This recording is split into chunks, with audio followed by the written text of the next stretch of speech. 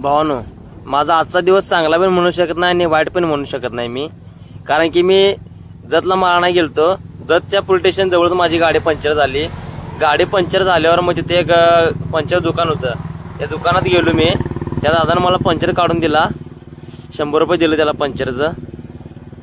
बरं 100 घेतला, घेऊ दे. मग माल बिल भरला. मग माल बिल राडे येताना खेडेगावला येताना मी मग रामपूरवाडीपाशी आहे. रामपूरवाडीपाशी आल्यावर आणि गाडी पंक्चर झाली माझी. मग तिथं नंदू माळे म्हणतील एक दुकान आहे त्यांचं पंक्चर दुकान, तिथं गेलो. त्या दादाने मला पंक्चर काढून दिलं.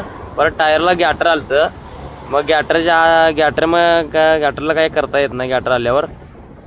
मग त्या गॅटरच्या आत मला इन्नट टाकायला पाहिजे म्हटले. इन्नट मला दादाने तसंच दिलं, पण 1 रुपया घेता. मग मला पंक्चर काढून घ्या. दादा पैसे घेत नव्हते 100, तर सुद्धा मी 100 रुपये दिलो. दादा घ्या म्हणलं, मी पण लांब लय आलोय, तर सुद्धा घ्या, तुमचं कशाला तळतळ म्हणून दादाला 100 रुपये दिलं आणि निघालो.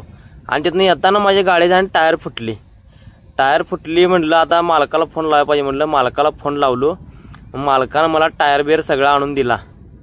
काय आता गाडी आपली फुल तयार आहे बघा.